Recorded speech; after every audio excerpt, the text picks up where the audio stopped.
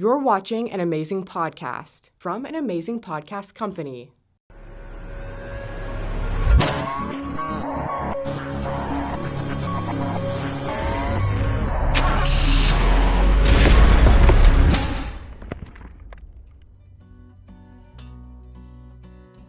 What's up, Youngstown Mob Associates? I'm Johnny Ciccatelli. This is Jimmy Naples.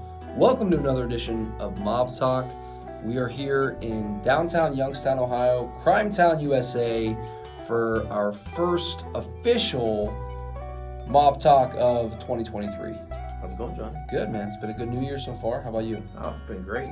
You know, a lot of things cooking in the fire, both podcast related, non-podcast related. So it's been good so far. Yeah, it's going to be a great year, guys. This is our first recorded show of the year. A couple weeks ago, we premiered our Mob Talk with cigars. Yeah. Big shout out to our sponsors, Cut and Toast, of course, the cigar shop in Struthers, Ohio. And we got a new sponsor this month, the Sunrise Inn out in Warren, on Market Street out in Warren. Thank you so much to the Sunrise Inn. Great pizza, guys, and great food all around. So absolutely, if you haven't stopped in the Sunrise Inn lately, you got to go get some. So absolutely. Well, we got a few things coming up. You know, we've got our big Youngstown Mob Talk show that's coming up February 9th. We got tickets are on sale. All the VIP are out. We checked. Somebody asked in the mob group if there were any VIP tickets left. Unfortunately, those went quick. Yeah, VIP's gone. So, you know, we're going to have a great show that night. Absolutely. We've got some surprises in store for you guys out there that we've been working hard on making sure that they happen. Yeah. So, you know, we're definitely pumped about that. Yeah, and we've got, you know, raffles that night. We're giving off some Jim Trafficant prison paintings, you know, some authentic stuff here, you know, signed and just going to be great. There's Rick Porello is one of our guests. He's going to have some books he'll sign. We've got some surprise guests. We've got some other guests coming. Yeah. Merchandise on sale. We'll have some merchandise there, and then we'll also be able to take your orders right there in real time. And we're going to offer a discount for those of you that actually place an order at the show. We'll have a discount promo in there for those that order at the show, and it'll ship right to your house. If you guys want to get an advanced look at some of the stuff, the merchandise, guys, it's Steel Valley Syndicate. It's Steel Valley Syndicate. myshopify.com. So you can go on there and check out the whole catalog. If you want to get a hoodie, a hat, a t-shirt, anything like that, you can see what we have, and you know, definitely check that out. Yeah, there's all kind of good stuff in there. Something for everybody. Yeah, absolutely. You know, cell phone cases, you name it. You know, we hit a big milestone this week. We got up to 1,000 subscribers on our YouTube channel. So thank you, everybody out there who's watching. We truly appreciate it. This helps us do what we want to do, what we plan on doing, getting more content to you. So thank you so much for subscribing. Please share the videos, like the videos, and you know, we can't thank you enough. And because we hit 1,000 subscribers, as promised, we're giving one of our subscribers at random a Jim Trafficant prison painting. So today, we've got a couple of these ones here. These are kind of like a series. You know, I think he calls them, he had a series that he called, let's see what he put, Big Mama. This one's called Big Mama. He wrote on the back of it, Big Mama. This one is Untitled. And then we've got like a stewardess here. So if you can't see, check that out. It's a little risque from the former Congressman, Jim Trafficant. I refer to these as the Big Booty Judy series. The Big Booty Judy series. So we picked the winner from our subscribers. I believe, let me check it out. It was Alexis Katsubas. I hope I'm pronouncing that correctly. But if you're watching, you know, we'll be in touch. Our email address, if you want to reach out to us, by the way, is steelvalleysyndicate@gmail.com. So please, you know, if you have any questions, suggestions for us, send us an email. And Alexis, if you don't hear from us, send us that email. And we'll make sure you get your authentic Jim Trafficant prison painting. Absolutely. Let's talk about Post of the Week real quick. Yes. It's been a few weeks since we've done a Post of the Week. So, So our Post of the Week is by James Olmstead. And he posted a nice PDF in here from the 1963 FBI files on the Mahoning Valley La Cosa Nostra. and it's a great, interesting read. It's quite large. It's 33 pages, and he did get this from the Mary Farrell Foundation. For those of you who don't know, Mary Farrell Foundation has tons of FBI documents that were released. There's a lot of JFK stuff in there, Sinatra, things like that. But this one here, it is from the JFK assassination system, and these FBI files relate to the mob in the Mahoning Valley, and it also talks about where some of these guys had connections to. Yeah. Chicago, Detroit, Cleveland, Pittsburgh, New York. So these guys were pretty well connected. These files would have come from the 60s post JFK assassination, right? So, also right around the time of the bombing wars in Youngstown, and when Youngstown was kind of getting national infamy and definitely a target from the FBI. Definitely. There's a lot of good information in there. Of course, you have a lot of what you would call informants listed in there, and of course those names are redacted. But we've kind of figured out who some of those guys are, huh? Yeah, absolutely. If we're going to be exploring that stuff in a future episodes. Right now, I guess we can get into a little bit of it. There's, some pretty amazing files that are out there that are public from the FBI in the 1960s. Yeah. These are some of them. There's actually, and I don't remember if somebody shared it in the group, but we can share it from our files. There is a ceremony, a making ceremony, essentially, an induction ceremony into the mob that was done in Campbell, Ohio, right outside of Youngstown, in the late or the mid 60s, I want to say, 1964, 65. The FBI actually had an informant that agreed to be inducted and was ratting on these guys back in the mid 60s. Yeah. He talks about specifically in some of these FBI files, and like I said, we'll post it here this week. This informant tells the FBI that he was brought in by Dominic Malamo, Big Dom. Yep. He was brought to a house in Campbell, which belonged to Paul Romeo, I believe. Yep. And he was brought to the basement of this house, and he was inducted. He describes a beautiful statue of the Virgin Mary, and a very similar induction ceremony to what you see in the New York ceremonies. Right. I don't believe there was the card lit on fire in this, but it was definitely you take the oath. Yeah. But the part that was fascinating to me was this was in Campbell, Ohio. This wasn't in Cleveland. This wasn't in Pittsburgh. Right. This wasn't in New York. This was done in Campbell. Yeah. And, you always hear, they closed the books at this time, or the books were open. I don't know. There was two factions at this time. There was, we always talk about Cleveland and Pittsburgh, but really there was the Sicilian and the Calabrese. Right. And they worked together. But they come from two different parts of Italy. Obviously, the Sicilians come from Sicily, and the Calabrese come from the southern part of Italy that's not Sicily, right? Not on the island. It's the southern part of the continental part of Italy. So, it's definitely fascinating. There's a lot of history in the difference between Sicilian and Calabrese. Right. But essentially, they work together. Right. Within what we would call the mob, the mafia, La Cosa Nostra, what becomes the families, the Cleveland and Pittsburgh families. A lot of cooperation, but these guys definitely had their own territories, their own crews, and to see a making ceremony in Campbell in the mid 60s is very interesting. Yeah, I think that kind of says a couple things. It says that there was definitely power here, right? Yeah. You're not gonna have a ceremony making guys in a town where there's no power. Yeah. Right. Can we equate it to like New York? No, probably not. No. Just in size alone, it's not gonna be that way. But But I think Youngstown has some distinct advantages over, say, Cleveland, Pittsburgh, New York, your bigger cities.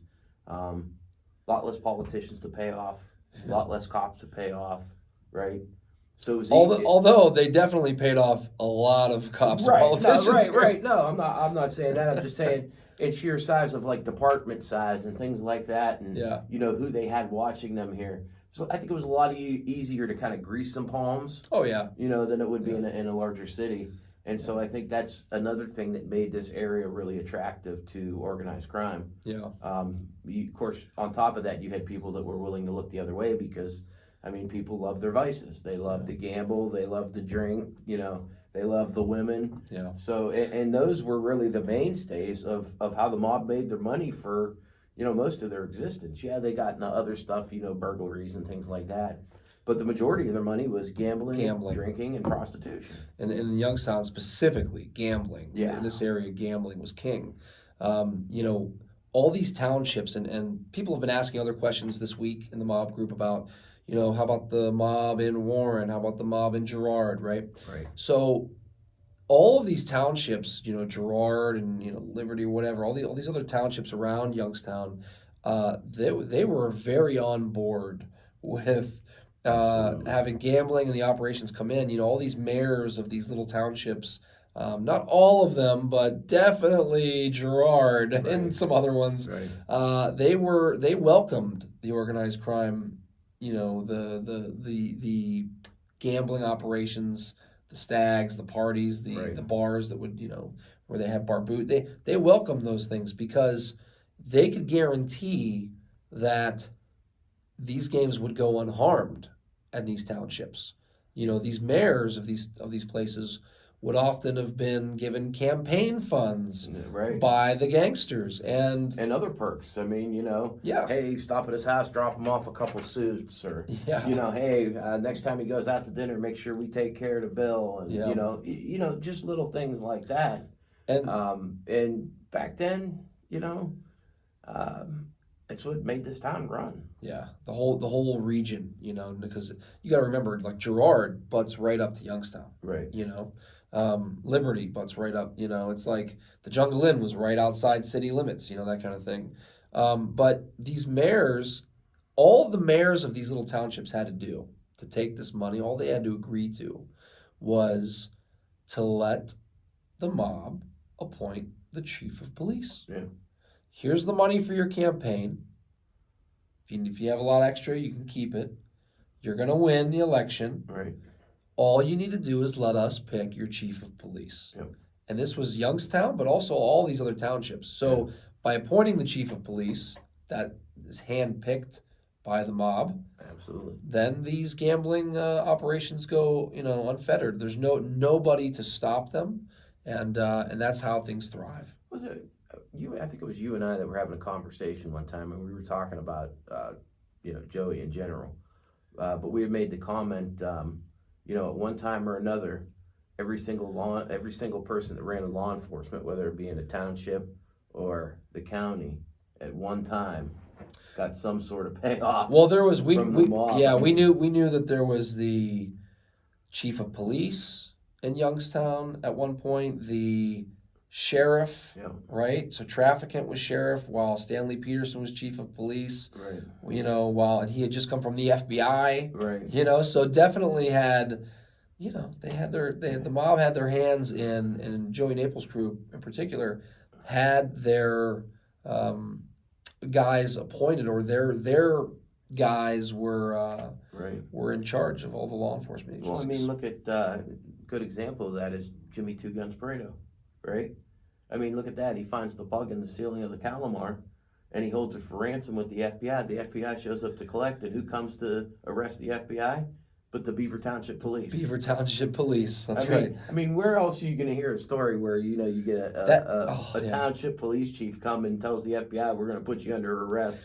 That's just great. That Calamar bugging. We got to dive into that whole thing one day. That'll be great. And we'll bring on Denny Brand, who covered it, and talk to Jimmy Pareto that day. Absolutely. And that'll be real good. We'll dive into that in a future episode. Denny, if you're watching this, we're going to reach out to you. But, that's going to do it for today, guys. Again, real quick, we want to throw a shout out to our sponsors, Cut and Toast, Premium Cigars and Accessories, 160 Lowellville Road. Yep. They're out there in Struthers. We're going to be doing another live mob talk at the end of this month. Actually, we're going to do it a week earlier. We're going to do it on the 23rd, which is a Monday, January 23rd.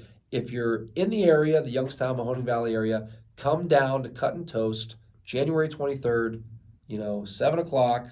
We'll do another live mob talk, and we'll giveaways. Of course, our new sponsor, the Sunrise Inn.